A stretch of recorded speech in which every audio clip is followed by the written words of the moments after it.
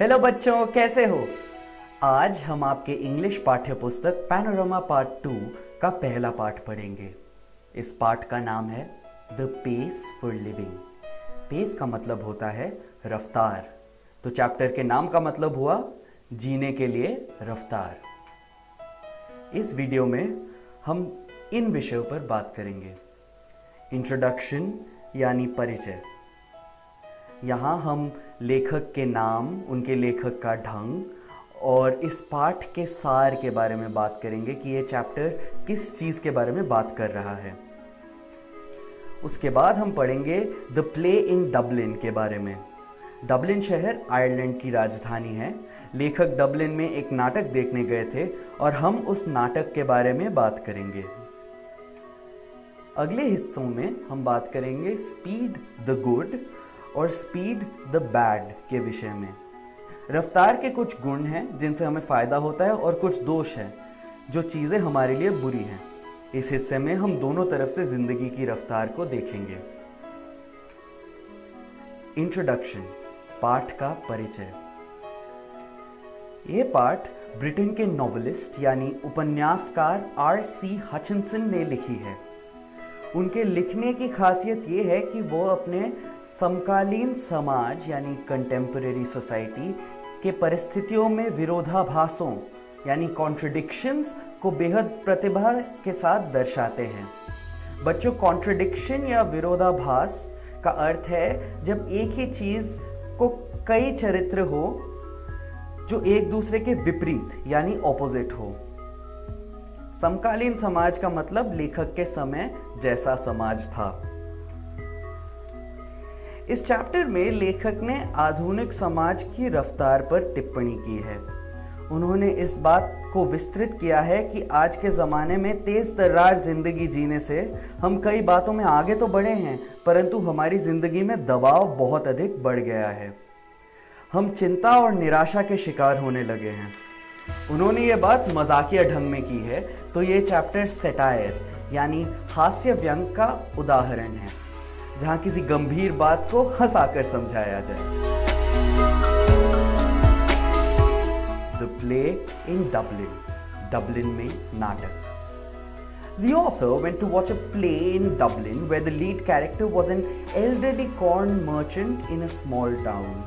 इस नाटक का नायक एक छोटे शहर का बुजुर्ग आदमी था जो भुट्टे के व्यापार में काम करता था। He had many anxieties, यानी उसके पास चिंता के कई कारण थे। A dicky heart, बच्चों डिकी हार्ट वहां के बोलचाल की भाषा में कमजोर दिल को बोलते हैं। His nephew was cheating him, यानी उसका भांजा उसे ठग रहा था, उसे धोखा दे रहा था। And his wife had the fantastic notion of spending 10 pounds on a holiday, यानी उसकी पत्नी को छुट्टी पर 10 पाउंड खर्चने की इच्छा थी। बच्चों, पाउंड ब्रिटेन और आयरलैंड की मुद्रा है एवं जब लेखक ने ये लिखा था 10 पाउंड की बहुत बड़ी रकम थी। इन कई चिंताओं से बेचारा व्यापारी एक निराशा के क्षण में चिल्ला उठता है, They tell me now there's a plane that goes 1,000 miles per hour. Now that's too fast. आपकी टेक्स्ट बुक में यहां एक शब्द का प्रयोग किया गया है, डिस्पेयर। डिस्पेयर का मतलब निराशा। नायक के डायलॉग का अर्थ है, सब कहते हैं कि अब एक एरोप्लेन है जो 1000 मील प्रति घंटे की रफ्तार से उड़ता है, ये कुछ ज्यादा ही हो गया। The author finds this the most enchanting line. Enchanting माने करामाती, चमत्कारी। लेखक को यह डायलॉग पूरे नाटक में सबसे बढ़िया लगी। वैसे तो व्यापारी के जीवन में 1000 मील प्रति घंटे का हवाई जहाज दूर दूर तक नहीं है, पर यह पंक्ति अपना अर्थ बहुत खूबी से व्यक्त कर पाती है। लेखक के मुताबिक ये आयरिश लोगों की खासियत है, ऐसे अद्वितीय तरीके से बात सामने रखना। अब व्यापारी ने ऐसा क्यों बोला? वह दो चीजों पर टिप्पणी कर रहा है इस पंक्ति में। एक तरफ वो प्लेन का उदाहरण देकर आधुनिक समाज की रफ्तार पर बात कर रहा है कि यह कुछ ज्यादा ही रफ्तार नहीं है?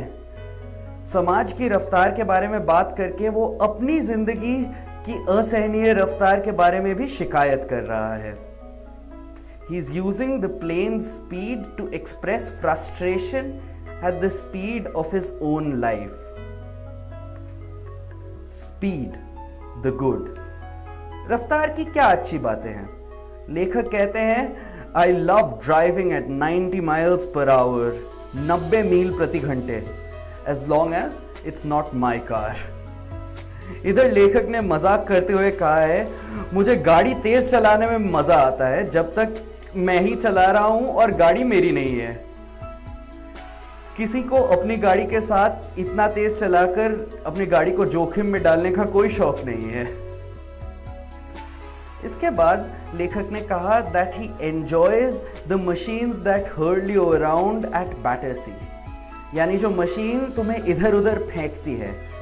बैटरसी एक जगह है जहां पहले एक अम्यूजमेंट पार्क था, वहां रोलर कोस्टर जैसे कई सवारियां थी। लेखक उनकी ही बात कर रहे हैं। फिर वो कहते हैं, to dine in London and have lunch in New York is the most satisfactory experience, यानी लंदन में डिनर, रात का भोजन, और न्यूयॉर्क में अगले ही दिन लंच, दोपहर का भोजन करके लेखक को बेहद संतुष्टि मिलती है। Speed the bad. रफ्तार की क्या बुरी बातें हैं? इस तेज सफर करने वाली दुनिया आराम से बस में नजारे देखते देखते जाने का मजा भूल गई है। लेखक ने उदाहरण समरसेट और स्पेन की बसों का देते हुए ये बात सामने रखी है। समरसेट भी ब्रिटेन में एक जगह है। हालांकि लेखक कहते हैं कि ये दुख की बात नहीं है, क्योंकि हमारे पूर्वजों को तेज रफ्तार का आनंद नहीं मिलता था। ये प्रगति की भी निशानी है, तो शिकायत की कोई वजह नहीं। रफ्तार हमारा दुश्मन तब बनता है when the mental activities tend to follow the pace of machines, यानी इंसान के मानसिक गतिविधियों को जब मशीनों जितना तेज होना पड़ता है। ऐसे समय में इंसान तनावग्रस्त, थका हारा और चिंतित रहता है। तो बच्चों, आज हमने क्या सीखा? इंट्रोडक्शन, चैप्टर का परिचय, जिसमें हमने बात की लेखक R.C. हचिंसन के बारे में, जो ब्रिटेन के उपन्यासकार थे। हमने यह बात की प्ले इन डबलिन के बारे में, यानी डबलिन में नाटक। हमने एक नाटक के बारे में पढ़ा जो लेखक ने डबलिन में देखा था, जहां एक व्यापारी अपने रफ्तार भरी जिंदगी से परेशान होकर एक डायलॉग बोलता है जो लेखक को बहुत पसंद आई। फिर हमने पढ़ा स्पीड द गुड और स्पीड द बैड के बारे में। रफ्तार की अच्छाइयाँ कि तेज गाड़ियों में, रोलर कोस्टर में मजा आता है, और रफ्तार की बुराइयाँ कि वो इंसानों को तनावग्रस्त कर रही है। बच्चों, घर जाकर अपनी किताब पैनोरामा पार्ट 2 से पहला chapter the pace for living ध्यान से जरूर पढ़ना। अगली क्लास में हम पढ़ेंगे ऑथर्स स्लो थिंकिंग, यानी लेखक अपनी धीमी सोच के बारे में क्या कहते हैं, और watching a movie with wife, यानी लेखक अपनी पत्नी के साथ मूवी देखते जाते हुए क्या कहते हैं। आज के लिए सिर्फ इतना ही। Thank you.